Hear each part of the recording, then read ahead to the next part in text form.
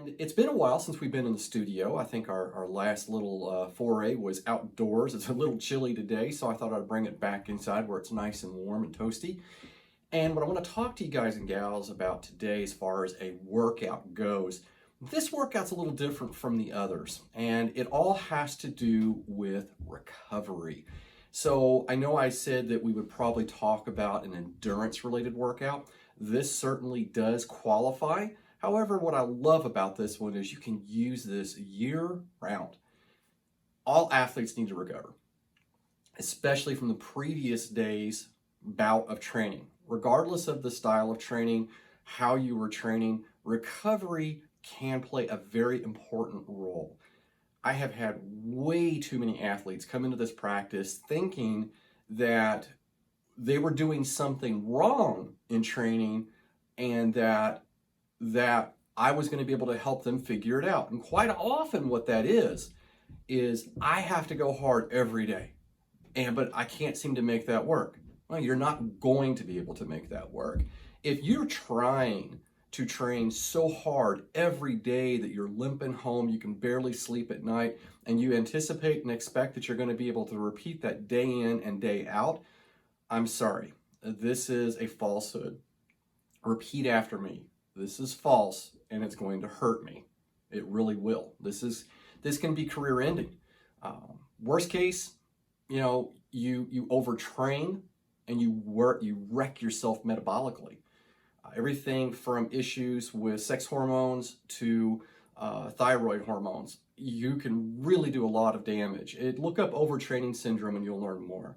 Best case is you dip into permafitness, where you never improve, but you do, even if you don't go into some sort of major metabolic debt or hormone debt, then you start dealing with other issues around overuse injuries, joint injuries, and things like that.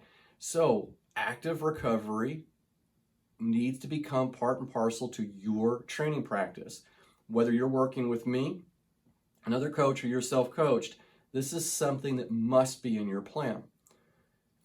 And I think the other thing that comes up, and I've talked about this, I believe, on the channel, and is this type of training should not be considered junk miles. I don't believe there really truly is such a thing as junk miles. If you're gaining enjoyment, great. If you are doing this with structure and purpose for an ends to justify the means, fantastic.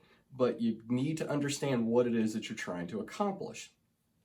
The other thing too is I want to make everyone understand is that there are study after study after study of the benefits of various recovery practices. Everything from stretching, cold water immersion, saunas, barometric pressure chambers, compression garments, and let's not forget things like nutrition, whether it's your daily nutrition, your sports nutrition. There are many things out there to help you with recovery, and I think a lot of us understand that and grasp that, especially those that are self-coached. But what you may not understand is the benefits of active recovery. So in active recovery, we're trying to accomplish three things. That is, feel better, consolidate adaptations, and stay moving without causing more damage. Now, feeling better is subjective, and feeling better could mean everything from improving or mitigating the delayed onset of muscle soreness, or it could mean feeling less stiff, or it could mean just better mood. Now, what is missing from this? That whole subjective piece is fatigue. And fatigue covers a lot of ground. Fatigue is measurable. It is measurable through using software, using what we refer to as performance management charts or performance management reporting. And you can take a look and discover if you've overdone it, you've gone too deep or too long, and then you need to take a break. But we also need to be able to consolidate adaptations. So let me give you an example. Let's say Tuesday was your hard day, and you were doing sprint intervals or VO2 max level efforts or time to exhaustion efforts, whatever that work might be, and you were trying your hardest. Well, the next day, you may actually, depending on where you are in your plan, feel up to going hard again. There are certainly training programs that I put into my practice that will do that, especially those folks that are preparing for stage races, omniums, that sort of thing. But in general practice, no, we don't go hard back-to-back days. Instead, think of it as hard, easy, hard, easy, hard, easy. And it doesn't even have to be done within a 7-day cycle. You might actually set up your plan in an 8-day or 10-day cycle. Don't be a slave to a weekly calendar necessarily, but you do have to remember that you're gonna have to embed this in from time to time. The consolidation of adaptations is quite simply giving the body an opportunity to catch up. You can't go hard every day. Every now and then that body needs to go, whoa, wow, this crazy person really put the hurt on me and I'm not sure what to do. I got a little sleep in me, I've got a little more rest in me. The body starts ramping up all of the hormones and everything else to start making what? Repairs. I want to make myself stronger so when this crazy person does this again that I can handle it. And we keep pushing that. It's called overreaching.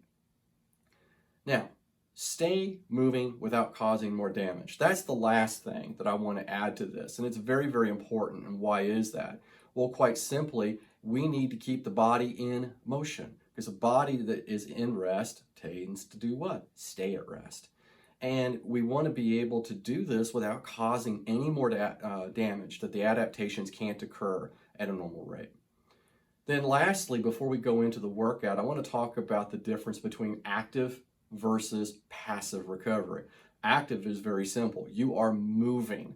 Passive just quite simply means that you're not doing much of anything. You could be surfing the couch. You could be hanging out at the poolside, laying out on a beach chair. I don't care. It just means that you are physically not moving around.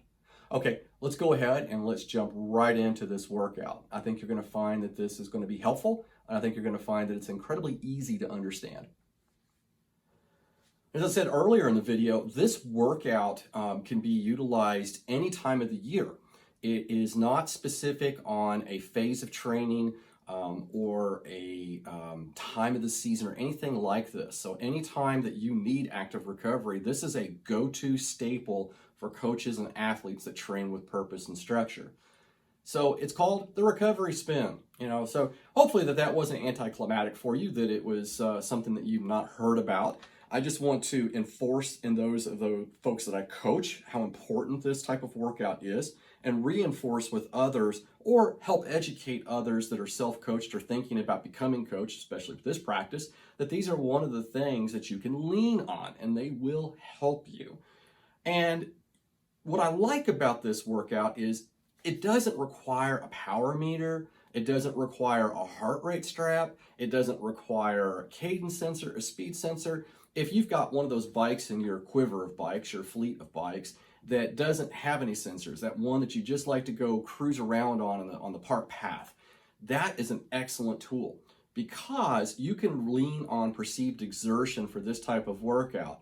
It's also very easy to manage because what you're doing is at any time you should be able to hold a conversation. I should be able to ride and talk to you as I'm talking right now to get my points across. That is the amount of energy you should be able to put in the bike. It's a conversational ride.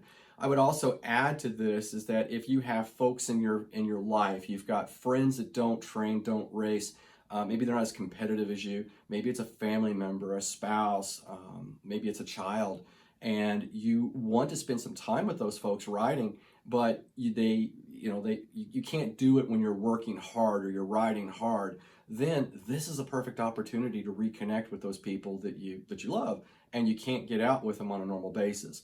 This is the perfect workout. We're looking at 1 to 3 times a week. This is where it does kind of play into the time of the year. I would say that at the beginning of the off season and that transition phase, you probably don't need a recovery spin very often because the vast majority of the work you're doing is going to be very low intensity to maybe light moderate intensity, and there's going to be a lot of it. You might like a recovery day just to catch up with somebody, but you may not need one every other day. Then these recovery rides are typically going to be between 30 and 90 minutes in length. Once again, this is dependent on the individual. If we're looking at categories, USAT categories. If you're a Cat 5, you're probably going to be looking at 20, 30, 40 minutes maximum. And if you're category 1, 2, 3, you're probably going to be looking at anywhere from 60 to 90 minutes. Definitely no more than 2 hours. Even pros that I've worked with don't typically do a recovery spin much longer than 90 minutes. I really do believe that is when we start tipping into junk miles. Easy gearing, very easy gearing, folks. It does not have to be hard. Remember, this is a conversational ride. I do want you to keep the RPMs comfortably high, so you should never feel winded. You should never feel out of breath or spun out. Small chainring, large cogs. The two biggest cogs on the back of your cassette and the smallest chainring can be very beneficial, especially when you're riding outdoors. When you're riding indoors, depending on the trainer that you're using, you might discover that you do need to go down into a slightly larger cog, but you always want to rely on that small chainring. You're also going to want to be able to keep this in. If you are using a power meter or heart rate strap, you are going to want to be looking at zone 1 heart rate and power. I would also say too that if you have discovered, and this is a big word for some beginners, and it's called aerobic decoupling. If you've discovered that your heart rate and your power training zones don't line up really well yet, as long as you stay consistent with your training, you'll get there. But I would say this, if they're not doing that yet, rely on heart rate first and power second. Then lastly, for perceived exertion, if you're looking at the Borg scale, there's a couple of different versions of that. You can go back to the webinar that I did on testing and setting power zones and heart rate zones. You can go back and take a look at the information that's in that document. I have in that video, and I have other videos and other documentation on perceived exertion. But depending on the chart, you're looking at somewhere between an RPE zone of 1 to 3, maybe 1 to 4. It's very, very subjective. Just remember that you need to be able to hold a conversation. You can't be breathing heavy. You can't be hurting, yourself, and your legs should not feel too spun out. You want to keep that cadence organically high, meaning comfortably high, something that you could sustain on a regular basis. I would also add to this is that if you are, like in the previous video, working on speed, feel free to keep the cadence a little high from time to time, but double check with yourself and go, okay, this doesn't feel natural, then go back to natural. And then lastly, as I said earlier, this can be done indoors or outdoors. At the conversational rate where you're hanging out with people, it's perfect outside. Maybe not so exciting in a spin class or, in with your training partner on Zwift or something maybe, but the other thing that you can do, especially if you're indoors and you're trying to get the most out of your training, is I would seriously think about adapting rollers into your training practice. And I'm talking about putting your bike up on a set of rollers. You must focus on what's going on with you. You can't just spin and forget. You're going to have to be in control of your situation. I would also add that if you want to invest in this and adapt this into your program, start thinking about if it's going to be part of your recovery practice, to make sure that the rollers that you have are a large drum. So think 4.5 inch drums. That will give you more or less just the right amount of resistance. And when you try to use the gearing on a 4.5 inch drum that I gave you, small ring, large cogs, you will have to spin maybe a little bit more faster than you're comfortable with, but you will get the hang of it eventually. And what it's going to do is it's really going to help with your mechanics. It's going to help with your pedal stroke and make you very, very smooth.